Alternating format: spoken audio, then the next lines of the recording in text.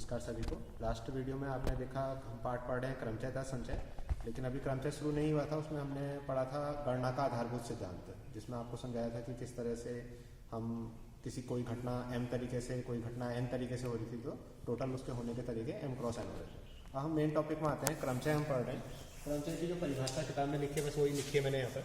कह रहा है क्रमचय क्या है, एक निश्चित क्रम आपको दिया रहेगा कि ऐसा करो करके, निश्चित क्रम में बना विन्यास है, अरेंजमेंट है, जिसको कि दी हुई वस्तुओं में से, मीन्स कुछ वस्तुएं दी रहेंगी, में से एक समय में कुछ या सभी को लेकर बनाया गया है। जैसे मान लीजिए आपके इस क्लास में बच्चे हैं, 20 बच्चे होते हैं, या चलो ज़्यादा मान लेते हैं 40 स्टूडेंट्स हैं, 40 बच्चे हैं, और मैंने एक क्रिकेट टीम बनानी है। और उन क्रिकेट टीम बनानी है तो कितने बच्चे लेने होंगे मैंने उसमें से 11, या फिर आप कहोगे आजकल के हिसाब से 12 ले लीजिए, 15 ले लीजिए, जो भी है। किसी चीज़, कुछ वस्तुएं आपके पास हैं, उसमें से कुछ को लेना है, तो वह क्या कहलाएगा आपके पास? क्रमचय कहलाएगा। खाली लेना, ठीक है, बाद में अलग चीज़ें आती हैं अभी। फिर क्रमचय जब सभी वस्तुएं भिन्न भिन्न है, तो ये आर्टिकल है। वैसे तो सिलेबस से हट गया है कि आप आर्टिकल प्रूफ करो करके, लेकिन इसको समझ लीजिए, बढ़िया रहेगा। जैसे n विभिन्न वस्तुएं कह रहा है, ये n की जगह पर मैं ऐसा मान लेता हूँ, क्लास में 10 कुछ अच्छे विद्यार्थी जिनको सभी मानते हैं यार ये अच्छा परफॉर्म करते हैं करके, ठीक, तो ये ले लिए। n विभिन्न वस्तुओं समझाने के लिए मैंने कितनी ले ली? 10 में से एक समय में r वस्तुएं। मैंने कोई प्रोग्राम कराना है, उनमें से मैंने कितने लोगों को छांटना है? 4। 10 मुझे पता है यार ये क्लास में अच्छा काम करते हैं, और मैंने उसमें से कितने छांटने हैं? 4 छांटने हैं। तो यहाँ n कह रहा है, n की जगह मैंने 10 ले लिया, r की जगह मैंने 4 ले लिया, को लेकर बनाए गए क्रमचयों की संख्या। फिर उसको बाद में बात करता हूँ। तो 10 लोग हैं मेरे पास यहाँ पर, को कैंडिडेट है, पर्सन है, तो मैंने कह दिया P1, P2, P3, P4, P5, P6, P7, P8, P9 और P10 पर्सन है, 10 लोग हैं। उसके बाद मैंने जो टीम बनानी है या कोई प्रोजेक्ट बनाना है जिसमें उनको शामिल करना है, वो है कितने लोग यहाँ पर को? 4 ही है मान लीजिए।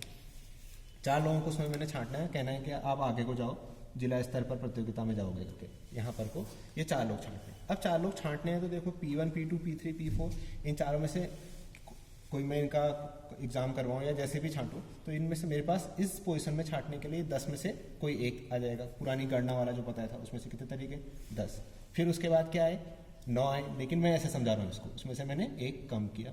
फिर अगले वाले को अब 2 कम हो गए होंगे, 10 में से 2 कम हुए। फिर अगले वाले में से 10 में से 3 कम हुए। अब आप इसको समझिए, टोटल कितने थे? n की जगह 10 थे, तो ये तो 10 सब जगह आ रहे हैं, सब में आ रहे हैं, ठीक। लेकिन ये 4 थे, तो ये 4 नहीं आया लास्ट में, ये क्या आया? उससे एक कम आया ना, पहले में आया ही नहीं, पहले तो पूरे आए, 0 हुआ, 10 - 0 हुआ, सोचो, फिर 1 हुआ, फिर 2 हुआ, फिर 3 हुआ। इसी चीज को अगर मैं आपसे कहता n है और आपने r लेने हैं, तो क्या आता? आप समझिए, शुरू में n आते, फिर उससे एक कम आता n-1, फिर उससे एक और कम आता n-2, घटते हुए कहाँ तक जा रहा था? आपस में गुणा तो कर रहे थे आप इनको, गुणा का निशान बनाना चाहो बनाओ, इतना ब्रैकेट बना दिए हैं। से कहाँ तक गए थे? 4 थे तो 3 तक। ऐसे आप समझना चाहो 5 लेके अगर मैं इसको 4 की जगह 5 करके बताता आपको, तो आप यहाँ 4 की जगह 5 करवाता, तो आप वाली जगह क्या लिखते? 10 - 4 तो लिखते, ठीक। तो वही चीज जितना यहाँ कह रहा हूँ उससे कम आ रहा है, तो इसका मतलब मैं r कह रहा हूँ तो क्या आएगा? n में से r-1 कम होगा। अब इसको थोड़ा लिखने का तरीका देखिए। स्मॉल ब्रैकेट के अंदर दोबारा से स्मॉल ब्रैकेट ना बना के मैंने क्या बना दिया? ये r-1 एक संख्या है, इसलिए इसके ऊपर लाइन ब्रैकेट बनाए। स्मॉल ब्रैकेट के अंदर दोबारा से ब्रैकेट यूज किया जाता है, तो उसको स्मॉल ब्रैकेट। और आप इसको सॉल्व करके लिखो तो क्या बना? n हुआ, ये n-1 हुआ, n-2 हुआ, डॉट डॉट करते हुए। अगर मैं ब्रैकेट को ओपन कर दूंगा तो ब्रैकेट के बाहर से माइनस का साइन है, तो चिन्ह बदलते हैं, पढ़ रखा है आपने, तो ये -r हो जाएगा और वो +1 हो जाएगा। ये जो चीज है n, n-1, n-2, तो ये हमने कहाँ पढ़ा था? जो पहले समझाया, ये गणना का आधारभूत सिद्धांत था। उसी गणना के आधारभूत सिद्धांत का प्रयोग करके n विभिन्न वस्तुओं में से r वस्तुओं को लेकर बनाए गए क्रमचयों की संख्या, इसको छोड़िए, मैंने किससे लिखा? n, n-1, n-2 dot dot करते हुए n-r+1 का मल्टीप्लीकेशन, इन सबको गुणा कर रखा है। और r+1 समझ में नहीं आया तो r-1 लिखेंगे और उसको ब्रैकेट में बनाएंगे, ठीक है। ये जो क्वांटिटी लिखी मैंने n, n-1, n-2 dot dot करते हुए n-r+1, वो कह रहा इस बात को कि n विभिन्न वस्तुओं में से r वस्तुओं को लेकर बनाए गए क्रमचयों की संख्या को किससे प्रदर्शित करते हैं? npr से, ठीक। ये उसने नोटेशन दिया, लेकिन एक्चुअल में गणना के आधारभूत सिद्धांत से इसकी वैल्यू। तो आप याद रखोगे कि npr का फॉर्मूला क्या होता है? n, n-1, n-2 dot dot करते हुए n-r+1। उसी परिभाषा को या जो आर्टिकल अभी कर रहा था उसी को सरल रूप में लिखने के लिए हमें एक टर्म पढ़ना पड़ेगा, क्रम गुणित संकेतक। थोड़ा अजीब सा लग रहा है इसलिए इंग्लिश का वर्ड यहाँ पर अच्छा रहेगा, फैक्टोरियल नोटेशन। ठीक है, तो हम लोग क्या पढ़ेंगे, फैक्टोरियल पढ़ेंगे, हिंदी में करेंगे तो क्रम गुणित संकेतन है। तो ये जो फैक्टोरियल नोटेशन है उसे किससे प्रदर्शित करते हैं, क्या संकेत देते हैं, कह रहा एन लिख रहा है, एन तो कोई भी संख्या हो सकती है। ये आगे से एक्सक्लेम, जैसे हिंदी में होता है ना संबोधन का निशान होता है, या इंग्लिश में एक्सक्लेमेटरी मार्क हुआ, इस तरह का निशान बनाते हैं। और पढ़ते वक्त इसे क्या पढ़ेंगे, फैक्टोरियल। ठीक, तो ये कह रहा है अगर ये चीज़ लिखी है इसका मतलब क्या है, प्रथम n प्राकृत संख्याओं, प्राकृत संख्याएं आप समझते हो 1 2 3 4 5 होती हैं, आगे को और भी, n प्राकृत संख्याओं के गुणनफल को व्यक्त करता है। तो आप समझो प्राकृत संख्या कहाँ से शुरू होती है, 1 से, तो पहले 1 का फैक्टोरियल, इसका मतलब 1 प्राकृत संख्या का गुणनफल। 2 फैक्टोरियल का मतलब प्रथम 2 प्राकृतिक संख्याओं का गुणनफल।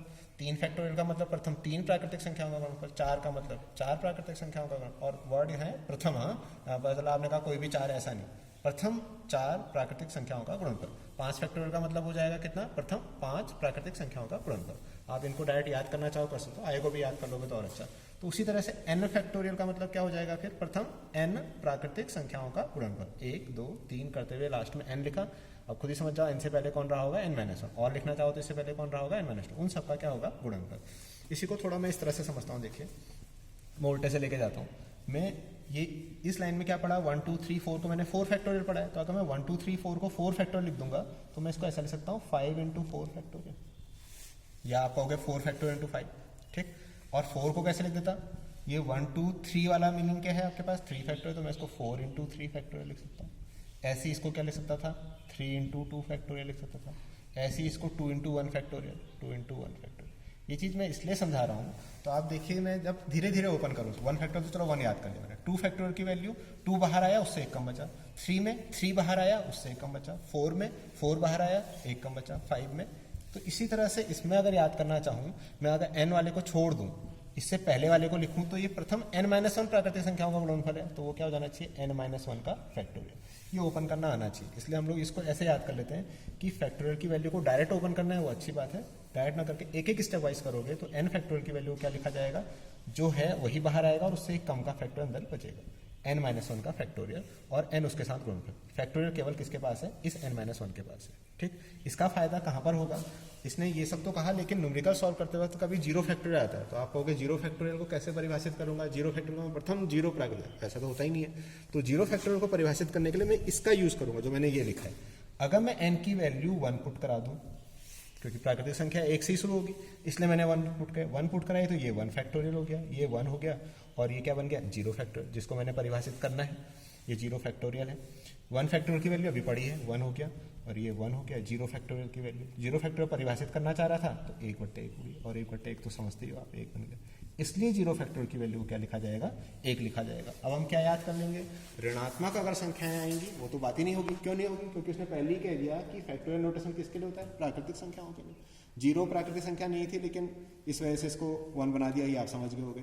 लेकिन इसका मतलब ऋणात्मक संख्याओं के लिए, या जो फ्रैक्शन वाली होती है, जिनको अंश बट्टे हर के रूप में लिखते हैं हम लोग, 3/4, 5/7, इस तरह की संख्याओं के आप फैक्टोरियल फाइंड आउट नहीं कर पाओगे। ठीक है, तो जब हम फैक्टोरियल नोटेशन समझ गए हैं, तो हम NPR का फॉर्मूला दूसरे तरीके से भी लिख सकते हैं। ठीक है, तो जो हमने फॉर्मूला लिखा था NPR का, वो क्या लिखा था, याद होगा आपको। NPR का हमने लिखा था n, फिर ब्रैकेट में n-1, n-2, घटते घटते कहाँ तक गए थे हम, आपको याद होगा, n- ब्रैकेट में r-1, मैंने कहा था ऐसे लिखो, ज़्यादा अच्छा रहेगा, ये पढ़ा था हमने। अब इसी सूत्र को न्यूमेरिकल में अप्लाई करता तो ये कभी यूज नहीं होता, वहाँ क्या यूज होता है, ये फैक्टोरियल नोटेशन वाला। अब फैक्टोरियल कैसे, ये n से शुरू हुआ, घट रहा है, तो कहाँ तक जाना चाहिए था, जैसे मैं इनको लिखूँ, ये 5 4 3 जो भी लिखे हैं, इनको उल्टे क्रम में समझो, तो 5 4 3 2 1 घटते हुए 1 तक गया, तो ये भी तो घट रहा है, n-1, n-2, लेकिन घटते हुए कहाँ तक जाना चाहिए था, 1 तक जाना चाहिए था। ये तो 1 लिखा ही नहीं है, तो मैं इसको ऐसे लिख दूँ, देखो n, फिर n-1 हुआ है, 1 कम हुआ, 2 कम हुआ, घटते हुए कहाँ तक कम हुआ है, n-r-1 तक, फिर एक और कम होगा तो n-r होगा, ऐसे ही डॉट डॉट करते हुए n-r से आई को लिख नहीं रहा हूँ, घटाते घटाते कहाँ तक जाना है, मैंने 1 तक जाना है, ये मैंने 1 तक लिखा। तो ये टर्म थे क्या यहाँ, नहीं थे ना, n-r से लेकर 1 तक, ये मैंने खुद से लिख दिए, n-r से घटते घटते कहाँ तक, 1 तक। तो ये जो ऊपर है, अब n से शुरू हुआ और घटते घटते क्रमागत कहाँ तक चले गया, 1 तक, और यही फैक्टोरियल की डेफिनेशन की वजह से n अगर प्राकृतिक और होगी प्राकृतिक संख्या, क्यों, क्योंकि जब क्रमचय पढ़ा था आपसे कहा था कुछ वस्तुओं में से ये वस्तुएं लेनी है, तो 10 15 20 25 कुछ तो वस्तुएं होंगी और वो प्राकृतिक संख्याएं होंगी 100%। तो इसलिए n एक प्राकृतिक संख्या होगी, इसलिए यहाँ से फैक्टर नोटेशन डिफाइन कर सकते हो। और एक प्राकृतिक संख्या में से दूसरी प्राकृतिक संख्या घटाओगे तो वो भी क्या बनेगी, प्राकृतिक संख्या। इसका मतलब ये भी एक प्राकृतिक संख्या है, स्टार्ट करते करते 1 तक गई, तो ये किसका फैक्टर बन जाएगा, n माइनस r का फैक्टर। इसलिए न्यूमेरिकल सॉल्व करते वक्त आप देखोगे कभी NPR का सूत्र लिखता है तो वो ये सूत्र लिखता है, लेकिन बेसिक आर्टिकल में ये फॉर्मूला प्रूफ नहीं हुआ ना। ये फॉर्मूला तो कब प्रूफ हुआ जब हमने क्या पढ़ा, क्रमगुणित फलन पढ़ा। तो ये आपको कुछ आर्टिकल समझा दिए हैं, डेरिवेशन उतने इंपॉर्टेंट नहीं है, लेकिन फैक्टोरियल नोटेशन आप समझिए, आगे काम आएंगे आपके। और इसको लिखने का एक और तरीका होता है फैक्टोरियल में, अभी एक्सक्लेमेटरी मार्क बना रहा था ना, 4 फैक्टर ऐसे लिखना है। इसी को कैसे भी लिख सकते हैं, ये इस तरह का एल जैसा साइन बना लीजिए और इसके ऊपर नंबर को लिखिए। अब कहाँ तक का फैक्टोरियल उसको ब्रैकेट बना लीजिए। पता चला कभी ऐसा लिखा ना किसी ने 4 × 3 और फैक्टोरियल केवल 4, मैं तो ऐसा समझ जाऊंगा ये तो 43 पर है, जबकि एक्चुअल में केवल किस पर हो सकता है, 4 पर, इसलिए उसको ब्रैकेट में लिखने की आदत डालिए। तो 2 तरह के नोटेशन होते हैं, ठीक है। तो आपको समझ में आ गया होगा, इस तरह से आप ये एक्सरसाइज करने की कोशिश करें। धन्यवाद।